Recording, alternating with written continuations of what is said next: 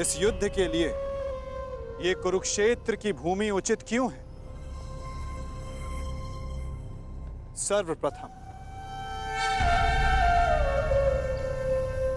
ये धरती कुरुवंश के अधिकार में आती, इसलिए इस धरती पर कौरव और पांडव इन दोनों का समान अधिकार है।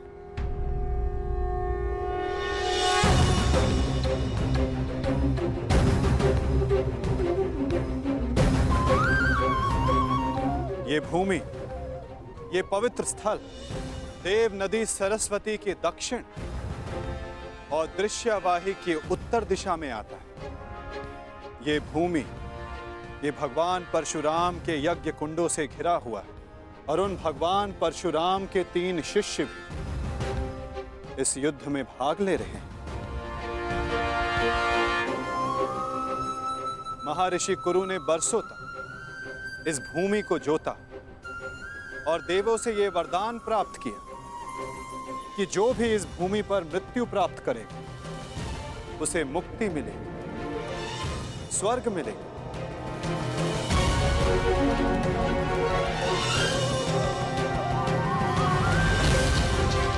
और जिसे विजय प्राप्त हो उसे न्याय मिलेगा। ये भूमि न्यायदात्री, पाप नाशिनी है और ये युद्ध भी न्याय के विजय के, पापों के नाश के लिए हो रहा है। मुझे विश्वास है कि युद्ध का परिणाम चाहे जिस पक्ष में क्यों ना हो, धर्म स्थापना अवश्य हो।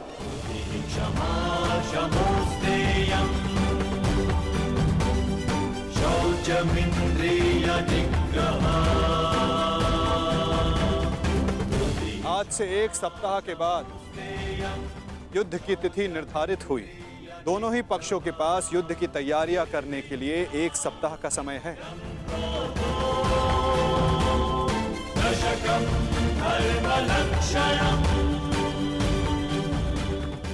और उसके पश्चात दोनों ही पक्ष यहां पुनः उपस्थित होंगे।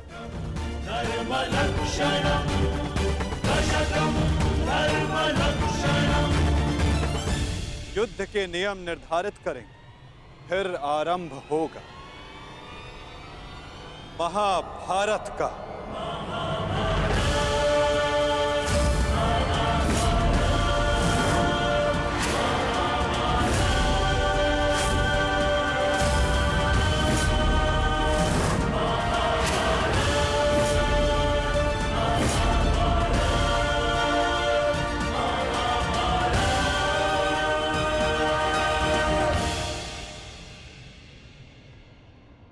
हेलो अर्जुन।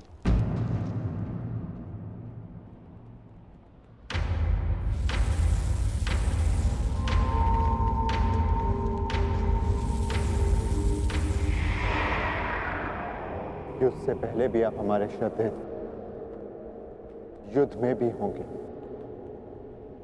और युद्ध के पश्चात भी।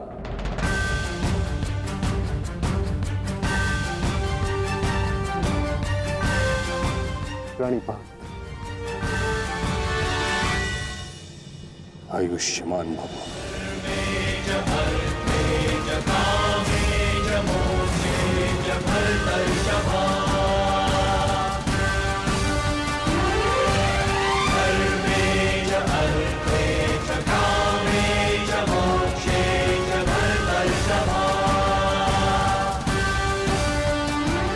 यशस्वी भव।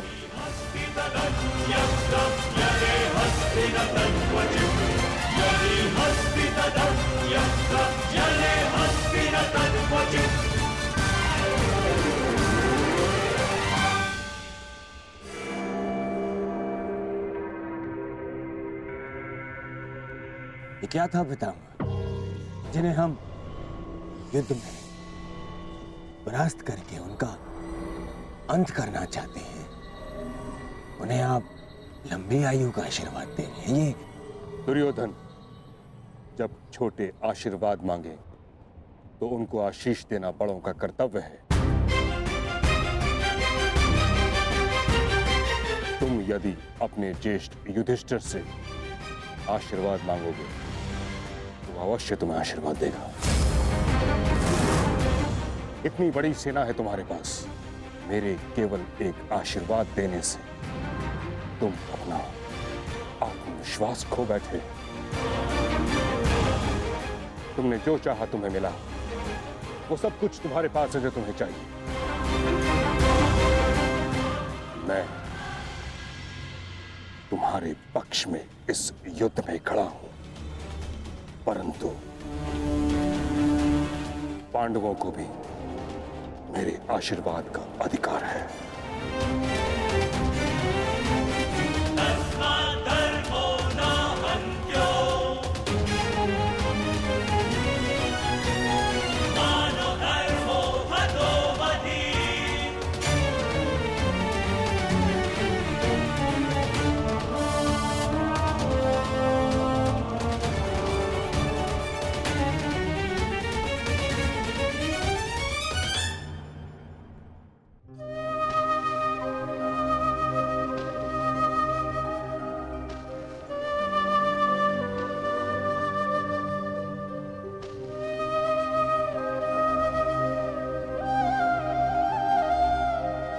माते, प्रकट होइए माते। आपका गंगा पुत्र भीष्म आपके समक्ष उपस्थित है।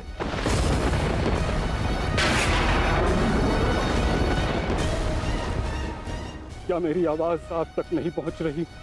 समूचे संसार को अपने जल से शीतलता प्रदान करती हैं आप। आज अपने पुत्र के जलते हुए हृदय को शीतलता प्रदान करिए माते। प्रकट होइए। समझ गया मैं। आप मुझसे रुष्ट हैं, असंतुष्ट हैं। आप कर भी क्या सकती? इस पथ का चयन अपने लिए मैंने स्वयं किया। यही मेरा दोष है। मेरा दोष वो प्रारब्ध है जिसने मुझे इच्छा मृत्यु का श्राप दिया है। मेरा दोष मेरी वो प्रतिज्ञा है जिसे मैं तोड़ नहीं सका।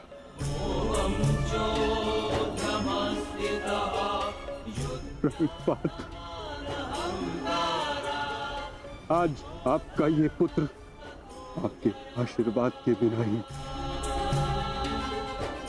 युद्ध में भाग लेने जा रहा है। अपनी भूल के लिए भाग्य को दोष देना उचित नहीं है गंगापत।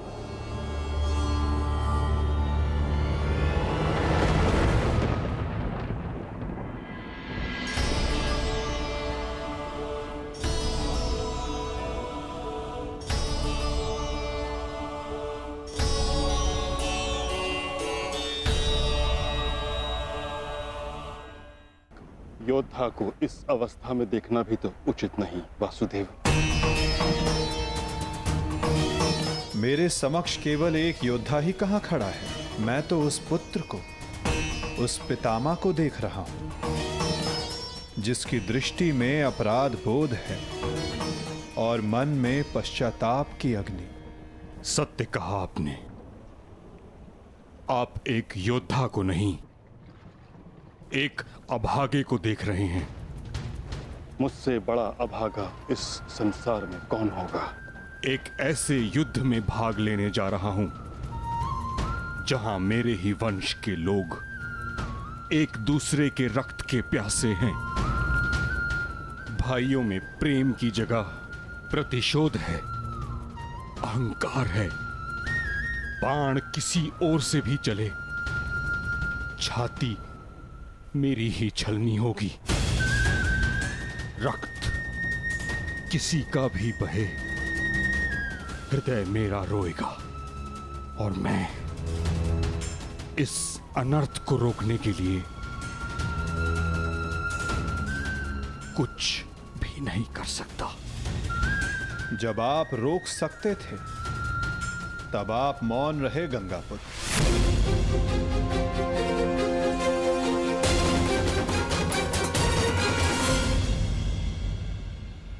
इस युद्ध को संभव बनाने में आपका भी योगदान है गंगापुत्र। उस अधर्म के आप भी भागीदार थे।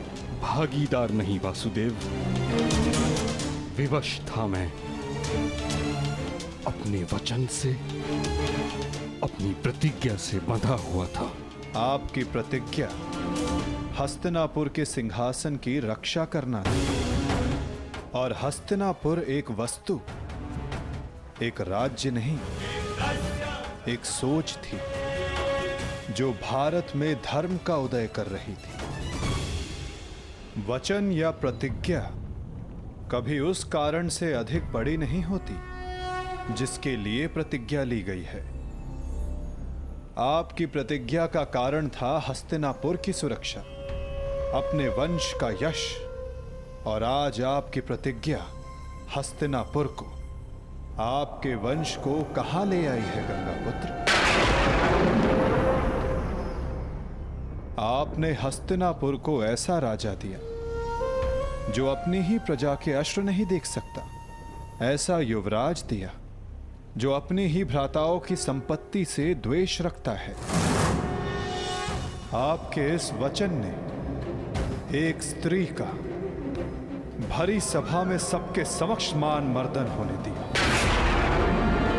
माता पिता अपनी संतान को वचन देते हैं कि वो उनका साथ देंगे, परंतु अपनी संतान को सही मार्ग पर रखना माता पिता का कर्तव्य होता है।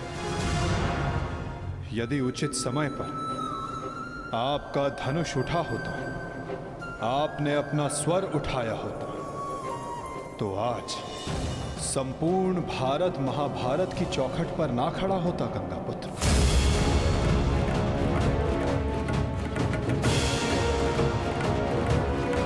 आपकी इस प्रतिज्ञा को पूर्ण करने के लिए कितना बड़ा मूल्य चुका रहा है ये संसार। समय आ गया है कि उस प्रतिज्ञा को तोड़ दिया जाए, क्योंकि उचित और अनुचित की परिभाषा प्रतिज्ञा से नहीं, अंतरात्मा की पुकार से बंधी होती है गंगापुत्र। ये चुनाव आपका था और इसका फल भी आप ही भोगेंगे। अपने चुनाव के लिए आप स्वयं उत्तरदायी हैं गंगापुत्र, ना कि आपकी प्रतिज्ञा और ना ही आपका प्रारब्ध।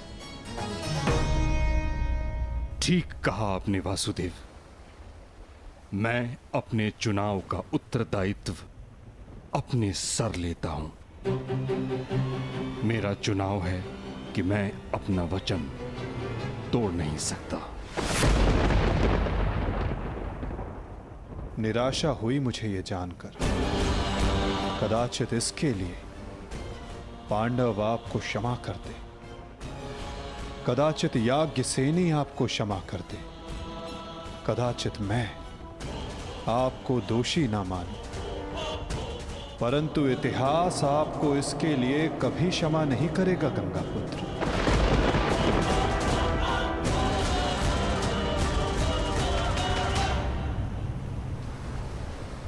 रुकिए वासुदेव, मैं नहीं चाहता कि मुझे क्षमा मिले।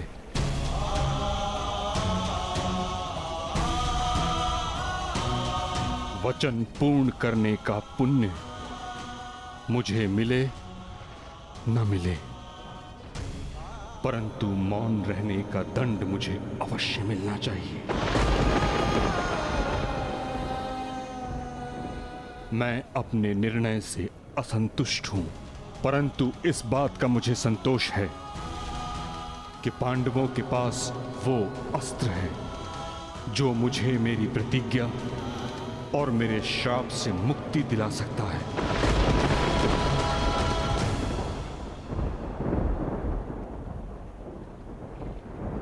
आप भली भांति जानते हैं कि मैं किसके विषय में बात कर रहा हूं, किंतु पांडवों को इसका ज्ञान नहीं।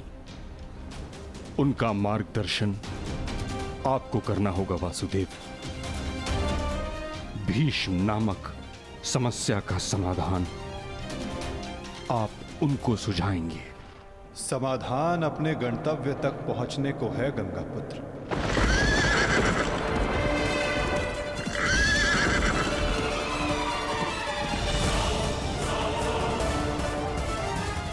प्रणिपात।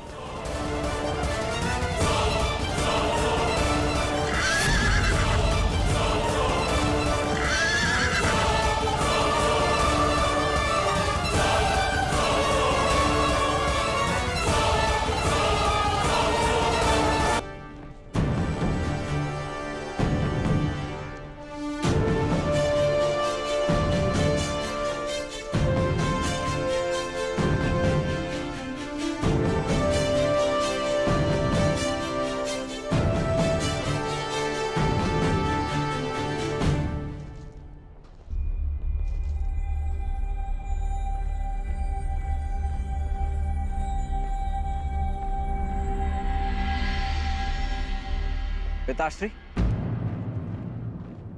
आप इस भूमि को प्रणाम क्यों कर रहे हैं? क्योंकि ये एक अति पावन भूमि है जहां मेरे गुरु परशुराम ने तपस्या की। परंतु अब ये एक युद्ध भूमि है। अब यहाँ तपस्या नहीं, शत्रुओं का संहार होगा। एक योद्धा के लिए युद्ध भूमि उसकी कर्म भूमि, धर्म भूमि और यज्ञ भूमि होती है। मंदिर के समान पवित्र होती है। परंतु पिताश्री, मेरी दृष्टि में ये सोच एक योद्धा को युद्ध में निर्बल बनाती है। मेरा मानना है कि योद्धा जब तक क्रोधित ना हो तब तक वो प्रहार नहीं कर सकता। नहीं,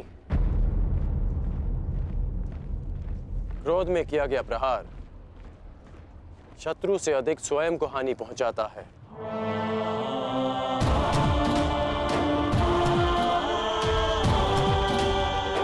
परंतु ये तुम्हारा नहीं, तुम्हारी आयु का दोष है।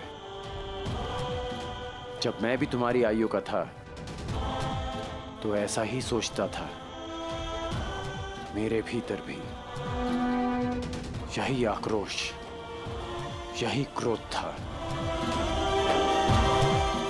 परंतु मेरे गुरु परशुराम ने मुझे सिखाया है कि कैसे अपने क्रोध को अपना शस्त्र बना, अपनी दुर्बलता नहीं, कि कैसे शांत मन से उस क्रोध को प्रहार में परिवर्तित करना चाहिए।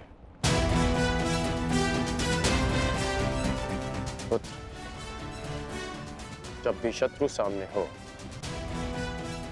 तो दृष्टि में अवश्य क्रोध रखो, परंतु मन शांत रहना चाहिए। परंतु पिताश्री, आज जो मैंने देखा वो तो कुछ और ही था। जब आप पांडवों के समक्ष थे, आपके दृष्टि में क्रोध नहीं था। कोई योद्धा कैसे अपने शत्रुओं को कोमल भाव से देख सकता है?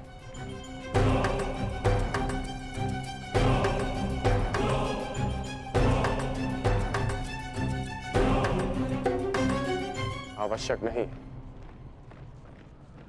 कि हर कोई जो हमारे विपक्ष में खड़ा हो, हमारे विरोध में खड़ा हो,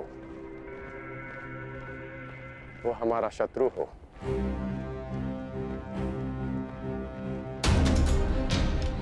शत्रु हमारे भीतर होता है, जो बीते कर्मों का फल बनकर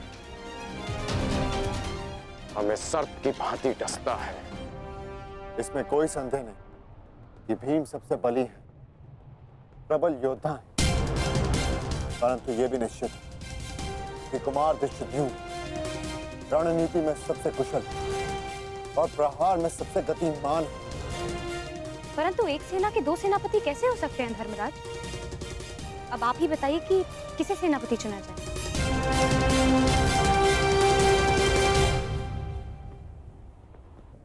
मेरा निर्णय यह है कि हमारी सेना के नेतृत्व के लिए सबसे अधिक योग्य एक विकल्प शेष है युधिष्ठिर।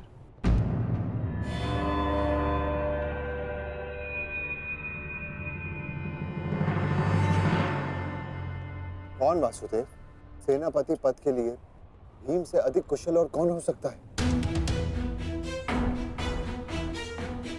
भीम की कुशलता पर मुझे कोई संदेह नहीं, परंतु हमें एक ऐसा सेनापति चाहिए जो युद्ध में गंगा पुत्र के समक्ष खड़ा हो सके।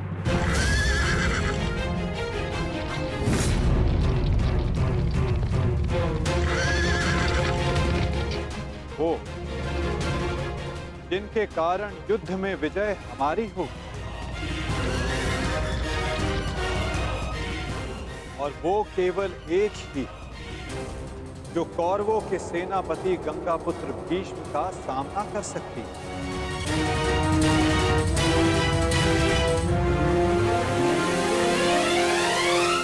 शिखंड।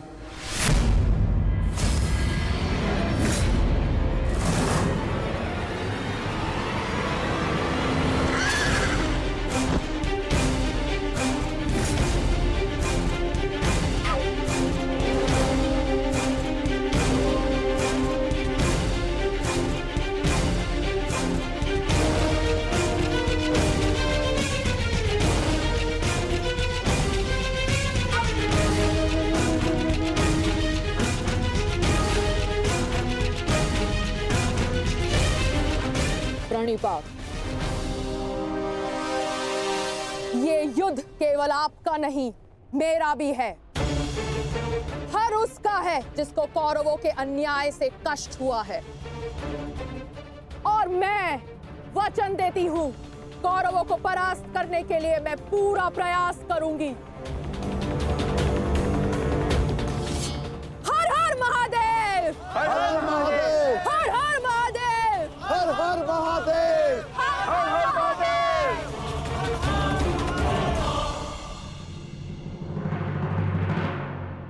एक समस्या अब भी सामने है वासुदेव। हमारे पास 7 अक्षौणी सेना है और कौरव सेना 9 अक्षौणी। हमें कोई ना कोई समाधान अवश्य निकालना होगा वासुदेव।